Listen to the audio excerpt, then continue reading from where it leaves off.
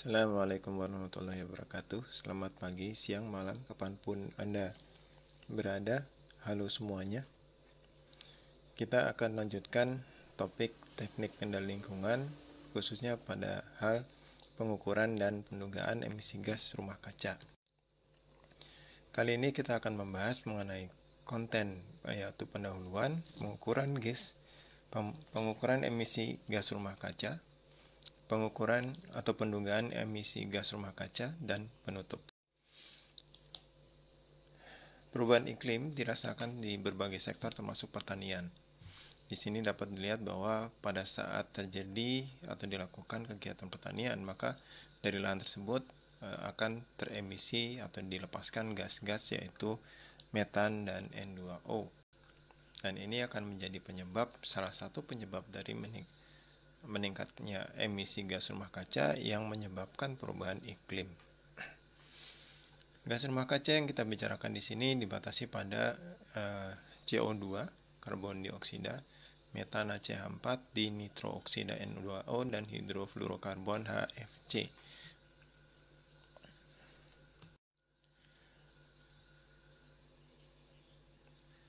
Dalam kaitannya dengan perubahan iklim tersebut perlu ada upaya adaptasi dan mitigasi dengan mempertimbangkan berbagai hal. Sebagai langkah awal dilakukan identifikasi. Upaya yang diperlukan yaitu pengukuran dan pendugaan emisi gas rumah kaca dengan berbagai model berdasarkan data empiris. Gambar di samping ini menunjukkan kegiatan pengumpulan atau sampling gas rumah kaca dari permukaan lahan di dalam hutan, dan ini adalah untuk di sawah atau lahan pertanian sawah.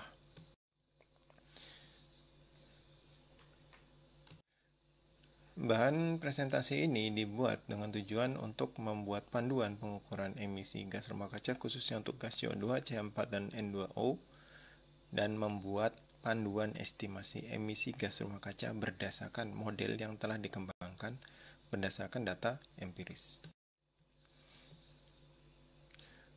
Pengukuran emisi gas rumah kaca pada dasarnya dilakukan dengan dua metode, yaitu dengan closed chamber atau closed-ended atau metode sungkup.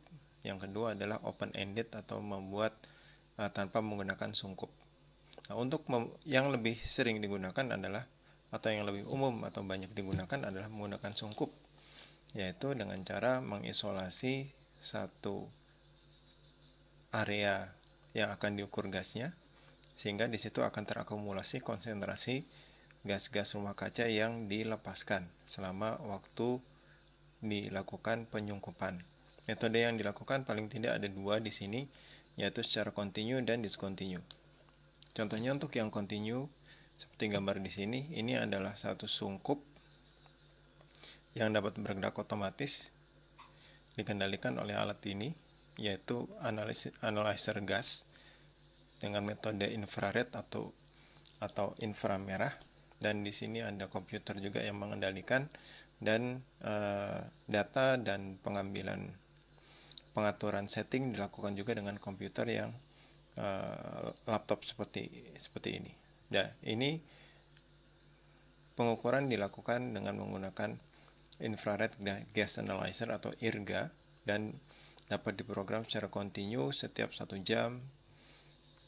Misalnya akan mengambil data, menyimpannya di dalam alat ini, dan kemudian kapanpun bisa di-download dengan menggunakan laptop, dan sudah dianalisis menjadi dalam satuan flux.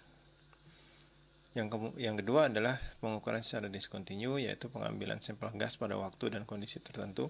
Kemudian gas tersebut dianalisis dengan menggunakan alat gas kromatografi. Ini adalah contoh waktu pengambilan menggunakan sungkup, dan ini adalah gas kromatografinya. Dalam pengukuran emisi gas rumah kaca, baik menggunakan metode kontinu maupun metode diskontinu, tahapan yang dilakukan adalah pertama pengambilan sampel gas, kemudian dia lakukan analisis gas, dan dilakukan perhitungan flux. Untuk metode kontinu ini semuanya sudah dilakukan secara otomatis menggunakan alat yang tadi disajikan. Tetapi untuk yang manual, Maka pengambilan gas bisa dilakukan seperti ini dengan menggunakan suntikan untuk menyedot gas dari dalam chamber. Kemudian sampel dibawa ke lab dan dilakukan analisis gasnya. Dan dari data konsentrasi pada setiap waktu yang diperoleh diplotkan ke dalam grafik sehingga kita bisa menghitung flux. Flux di sini adalah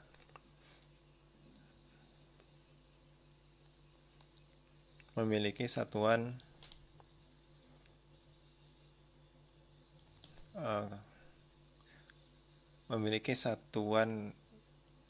kuantitas per satuan waktu.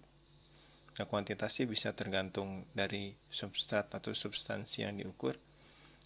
Dalam hal ini untuk flux satuannya adalah massa per satuan waktu. Pengambilan sampel gas secara manual ini membutuhkan beberapa peralatan. Yang kemudian peralatan ini dibuat untuk yang mirip untuk sistem otomatisnya. Peralatan-peralatan yang dibutuhkan adalah pertama chamber box, yaitu kotak. Kemudian chamber base, dudukan nanti chamber boxnya di lapangan. Kemudian botol vial untuk menyimpan sampel gas yang akan dianalisis. Mesin vakum untuk memvakum botol vial sebelum diisi gas. Kemudian kipas atau fan untuk mensirkulasi udara di dalam chamber sehingga udara di dalam chamber akan merata. Kemudian temperatur untuk mengukur suhu di dalam chamber, jarum suntik untuk mengambil sampel gas di dalam chamber box dan memindahkannya ke dalam botol vial. Kemudian stopwatch untuk mencatat waktu, kertas label untuk memberikan tanda atau label di botol, selang dan keran 3 arah untuk mengalirkan gas dari chamber box ke jarum suntik dan ke botol vial. Kemudian akan dibutuhkan baterai karena biasanya dilakukan pengukuran itu di tempat yang jauh dari sumber listrik. Ini digunakan untuk sumber power kipas fan atau kipas angin atau fan. Dan ini adalah urutan langkah-langkah untuk pengambilan gas, yaitu persiapan. Pertama dilakukan vakum botol, kemudian botol disimpan di dalam wadah dengan suhu yang rendah, mempersiapkan chamber base di tempat yang akan dilakukan pengukuran yang sudah disediakan, kemudian chamber harus dilakukan pada tempat yang sudah disediakan, yaitu chamber base tadi. Kemudian kipas dinyalakan di dalam chamber dan pengambilan gas, sampel gas siap dilakukan. Pada saat pengambilan sampel gas, pertama sampel gas diambil menggunakan syringe. Kemudian gas dipindah ke dalam botol. Kemudian suhu udara di dalam chamber juga harus diukur. Kemudian botol dibungkus dengan wrapping plastik supaya tidak bocor dan tidak mengembang. Dan botol harus disimpan pada wadah yang dingin dengan suhu diusahakan di bawah 10 derajat Celcius yang disiapkan di lapangan. Kemudian ini harus dilakukan lagi pada waktu pengambilan yang berikutnya, dan ini dilakukan selama beberapa kali, paling tidak ada 4 kali pengambilan dengan selang 10 menit, yaitu menit ke-0, 10, 20, dan 30. Setelah itu gas harus dianalisis menggunakan gas kromatografi yang sudah dikalibrasi, dan setelah itu data konsentrasi yang diperoleh akan digunakan untuk melakukan perhitungan. Rumus yang digunakan untuk menghitung flux adalah sebagai berikut. Kalau E ini adalah flux gas rumah kaca dari berbagai spesies yang akan dihitung, memiliki satuan miligram per satuan luas per menit, miligram per meter persegi per menit. Maka E bisa diperoleh dengan cara mengalihkan perubahan konsentrasi terhadap waktu. Ini adalah data yang kita peroleh dari 4 kali pengambilan sampel dan pengukuran, kemudian dikalikan dengan volume dari chamber dibagi luas dari chamber dari dasar chamber, dikalikan dengan berat molekul gas rumah kaca yang diukur dibagi volume molekul gas rumah kaca yang diukur, dikalikan 273,2 dibagi 273,2 ditambah temperatur dalam Celcius. Jadi ini hitungan konversi ke suhu mutlak. Seperti itu. Ini adalah tabel, contoh tabel yang digunakan dalam pengukuran emisi gas rumah kaca secara manual. Ada tanggal pengukuran, kode sampel, waktu pengambilan dari 0, selisih 10 menit sampai ke 30 menit ke 30. Kemudian temperatur di dalam chamber harus diukur, akan berbeda-beda. Kemudian suhu rata-ratanya diambil dan itu yang akan digunakan dalam perhitungan ini. Dan kemudian konsentrasi gas yang dari sampel yang sudah diambil dan dianalisis menggunakan gas kromatografi.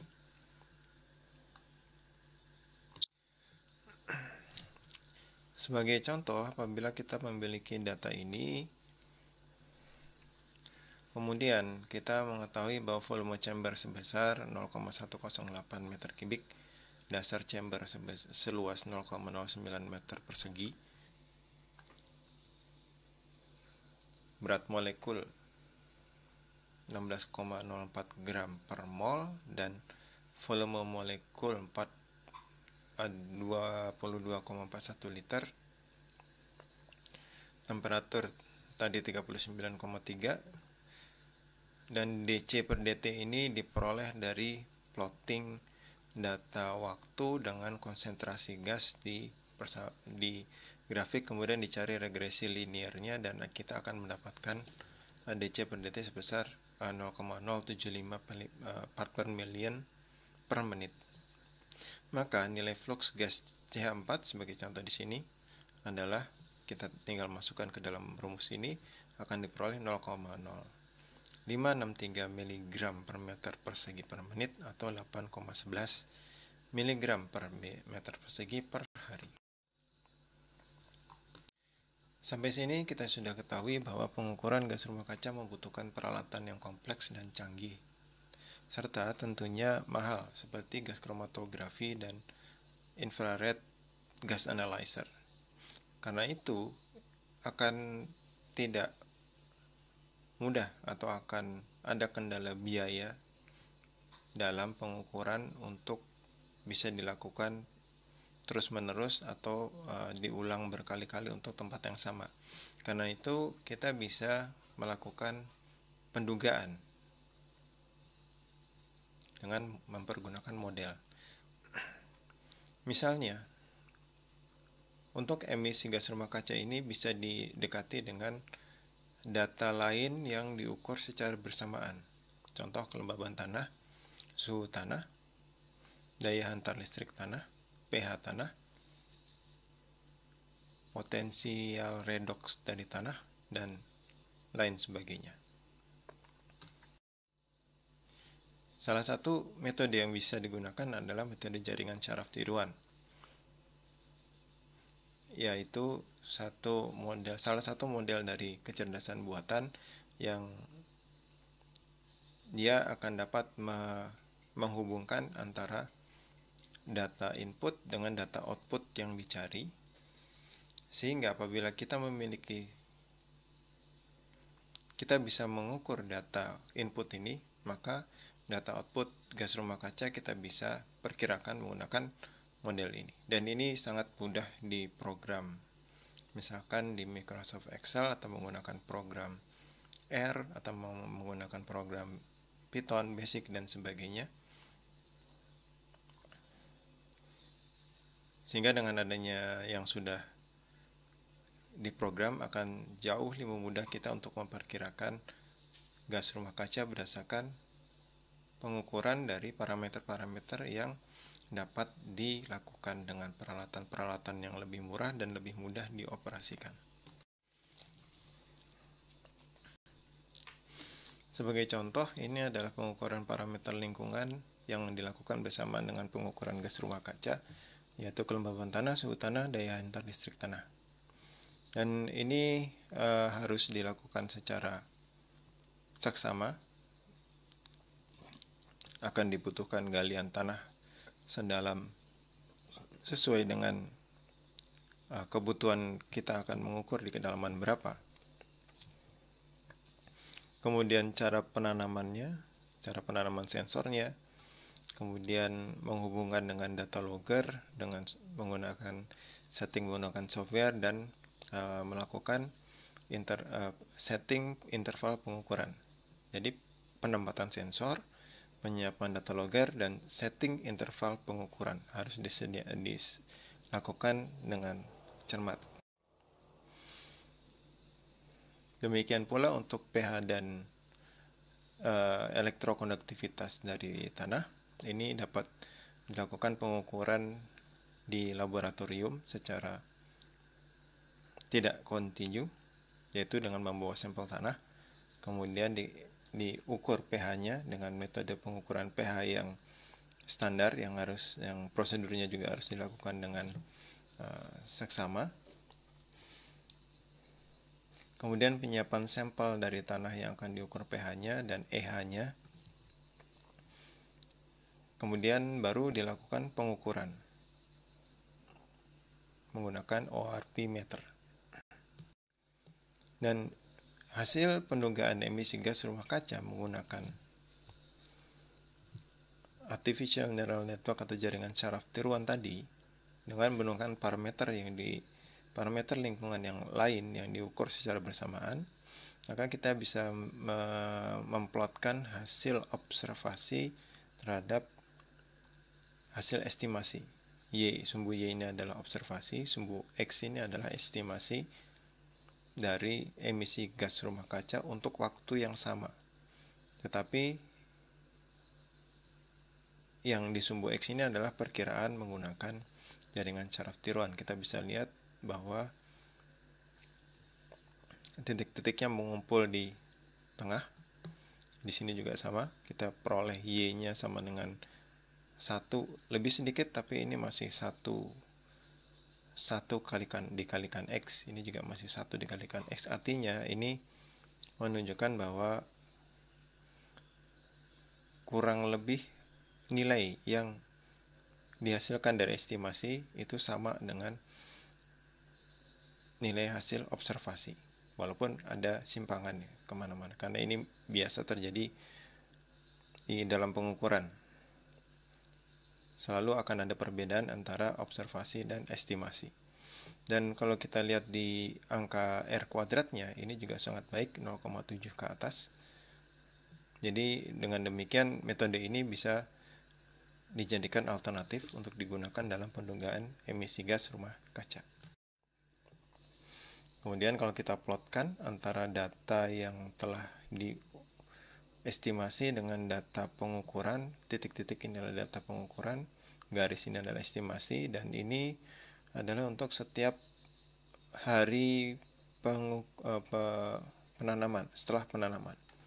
Jadi 20 ini adalah 20 hari setelah penanaman. Kemudian titik-titik ini adalah fluktuasi dari gas CH4, yang sebelah kanan adalah untuk NO2, dan kita bisa lihat bahwa hasil perhitungan kita tidak terlalu mengecewakan, mengikuti pola naik turun atau variasi dari gas CH4 dan NO2 yang terukur di lapangan. Dengan demikian kita bisa simpulkan bahwa pengukuran dan pendugaan emisi gas rumah kaca sangat penting di dalam upaya untuk menentukan strategi adaptasi dan mitigasi perubahan iklim. Kemudian pengukuran dapat dilakukan dengan infrared gas analyzer atau IRGA, ataupun dilakukan secara discontinue menggunakan sampel gas yang diambil dan dianalisis dengan menggunakan gas kromatografi. Model yang bisa digunakan untuk pendugaan ini adalah jaringan saraf tiruan yang diperoleh hasil yang cukup akurat dengan cara mengkalibrasi emisi yang diperoleh dengan data lingkungan yang diukur pada waktu yang sama. Untuk menguji model tersebut perlu dilakukan eksperimen dengan berbagai kondisi dan lokasi, karena model ini sebetulnya hanya bisa berlaku untuk data di mana dia dilakukan kalibrasi.